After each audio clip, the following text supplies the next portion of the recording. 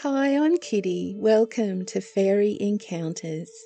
Many people have asked me over the years just where and when my interest in fairies began. Well, looking back, I think even as a child, my mind was open to the presence of things unseen, the mystical and magical things. But in terms of the fairy folk, I know exactly where and when my first and, as far as I'm aware, only encounter with a fairy occurred. I was 24 years old and backpacking by myself all around Ireland. I was living my dream and could never have imagined that one fateful night on that journey would shape my life in years to come. I'm going to share my personal experience with you in just a minute, but first, I'd like to tell you about another woman's encounter. I remember when I first read this, I sat back in my chair, just stunned, and you'll soon find out why. In 1936, folklorist Ethel Rudkin published a collection of black dog encounter reports from Lincolnshire in England.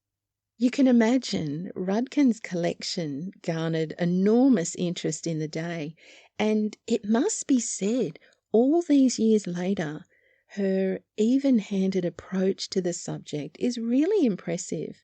It's a great read. Now, it might surprise you to know that the majority of reports in Rudkin's book suggest the presence of the black dog was benevolent, often taking the role of guardian or protector.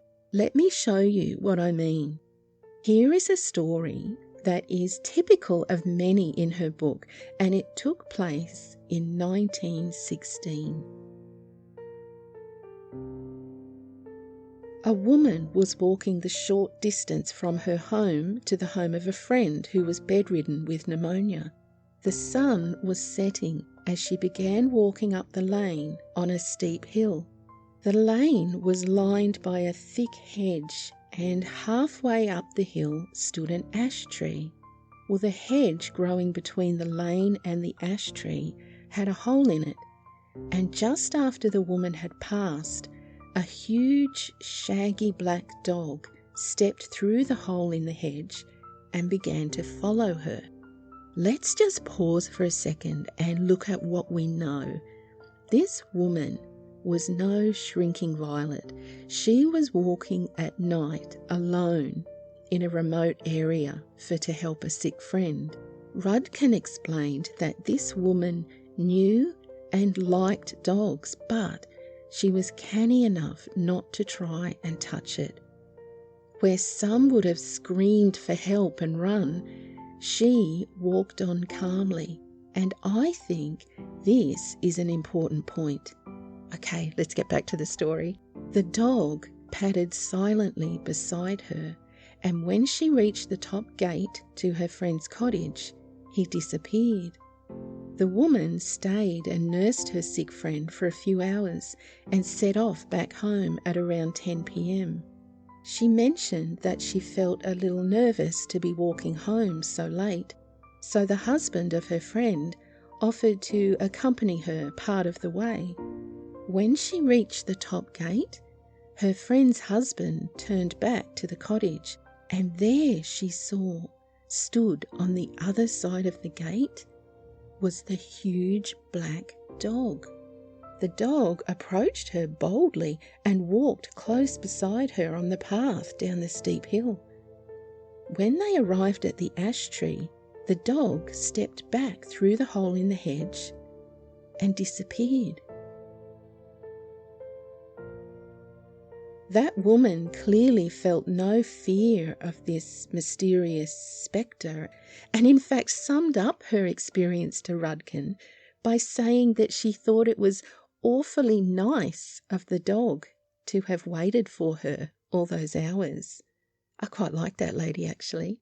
Well, now I'm going to tell you a personal story, my own encounter with a fairy. And given the story I've just told you about the fairy dog in Lincolnshire, you might think it sounds familiar. I certainly did. Well, it happened on my second visit to Ireland. I'd been backpacking around the country for about 8 months or so and having a wonderful time when I had this inexplicable experience. Because I was travelling on my own, I was always conscious of my personal safety. I was careful of not putting myself into certain situations, and I was always mindful of my surroundings. Just common sense stuff, really, for anybody who's travelling on their own. Anyway, I was staying at a youth hostel in a small fishing village on the west coast of County Galway. Absolutely beautiful place. On the night it happened, I'd gone into the pub and had just sat on one glass of Guinness during the whole evening, so I can assure you that I was quite sober. So I spent the night just chatting with some locals and other travellers who were in town, and the night passed really pleasantly. But I stayed a little longer than I intended to, which often happens when you go to an Irish pub, I think. And when I went to leave the pub to walk back to the hostel, I found it was pitch black outside. And I mean really dark. There were a couple of street lights, but they were nowhere near the road that I had to walk to reach the hostel, which was about a 10-minute walk along the main road out of town. So off I went into the darkness, walking along the very edge of this road. I knew it was a potentially dangerous situation that I'd put myself in, and I began to panic. But I was also cranky with myself for being so stupid when all of a sudden, out of nowhere and without making a sound, a big dog appeared at my side. It sort of trotted along, just staring forward into the darkness. It didn't acknowledge me at all. It just walked beside me, just out of my arm's reach. Well, I said hello to the dog because I love dogs, but also I was wondering what it was doing. But it just ignored me. It didn't respond to me at all, so I just stayed quiet. I assumed it was just a local dog, and after it had checked me out, it would probably turn around and walk back home, but it didn't. It walked with me on that dark road out of town for 10 long, silent minutes. The dog didn't engage with me at all. I mean, I felt a great sense of relief that it was there with me in case anything happened, but there was also a strangeness in being in its company. It felt as though we were the only two creatures on the whole planet. Everything else, everything outside of the sound of our steps just seemed to fade away. I remember being surprised at seeing the light of the hostel in the distance, and as we approached it, I slowed down, and then the dog slowed down too. It dropped behind me and followed me then as I crossed the road and approached the front door. I stopped at the door for a moment and turned back to say thanks and see you later to the dog, but it was gone. It had disappeared. I stood there looking around for it, but it had vanished. Now, when I'd left the pub that night, only 10-15 minutes earlier, I'd been exhausted and I was ready for bed, but by the time I arrived at the hostel, I was wide awake, and more, I was exhilarated. I couldn't sleep for hours for the adrenaline.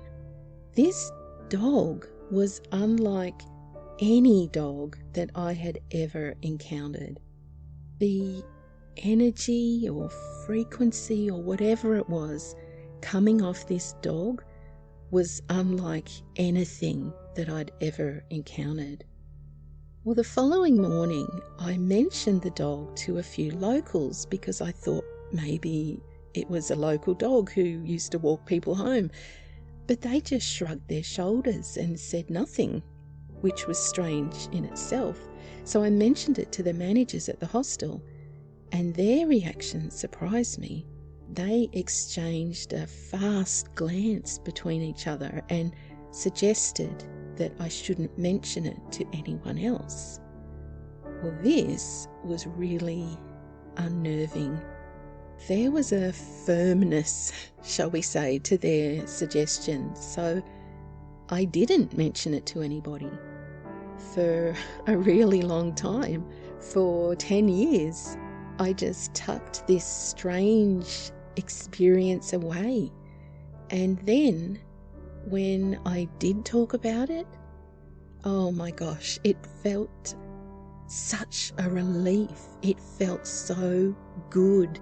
I'd kept it under lock and key, for such a long time, fearful that people would think me crazy.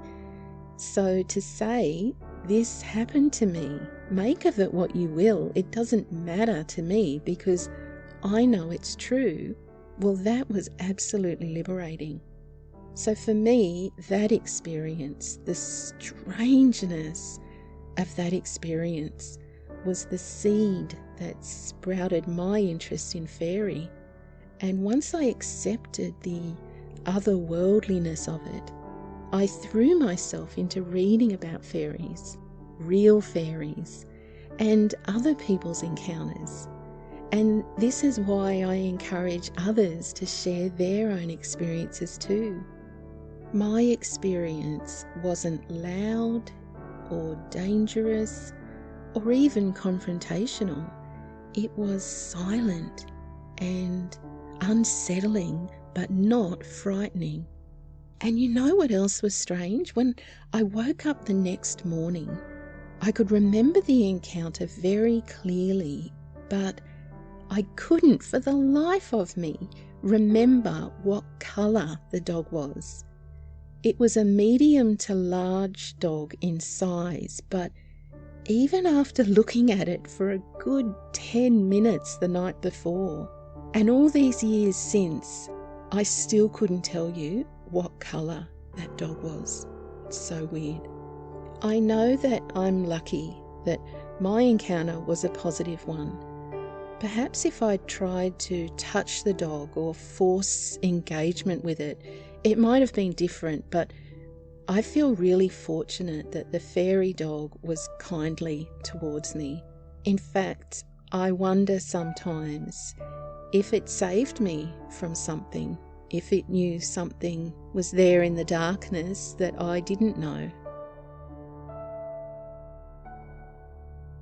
So that's my story. I hope by sharing it, it might encourage others who have had an encounter to come forward and share too. And remember, I'm putting together a book of fairies, and if you would like your personal experience to feature in my book, just email me at the address in the notes below.